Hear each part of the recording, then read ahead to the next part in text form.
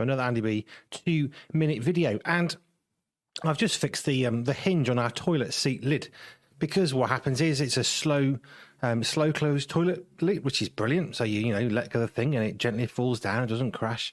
But sometimes it gets a bit out of alignment. There's 2 pins at the bottom and they move out of line, and all of a sudden it's not just closing, it's going really, really slowly, and now it's pulling the top lid as well, which isn't great. So I got 2 thoughts out of this one. One, when you have a closing toilet seat that's slow and it nice and gently, all nice and calm and quietly, beware when you go to somebody's house that doesn't have one, because when you close the toilet lid, there's going to be a rather large bang and you might break the toilet. The second thing I thought was this: where have you turned your face away from God? Often we think about moving away from God or moving towards God and all that kind of thing. But this was quite specific. We haven't moved our feet. We know that we're in close proximity to God, and yet we feel like we can't see God because he's moved away.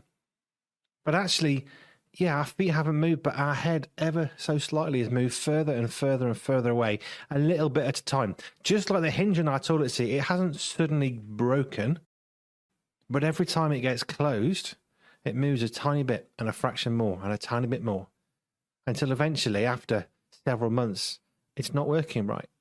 And this happens in our Christian lives, doesn't it? Because we don't realize we've drifted away from God. Perhaps we haven't moved our feet. We still go to church. We still read the Bible. We still pray. But we can't see God because now our face is, we're not looking at God. But it's really easy to move a little bit at a time because we don't notice it. It's a bit like putting the frog in boiling water. It jumps out, put it in cold water, heat it up, and you can kill the frog.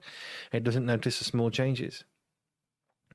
It's really easily sorted to check in with God. It's really easy to have our eyes very slowly taken away from him. So it's a simple thought for this one.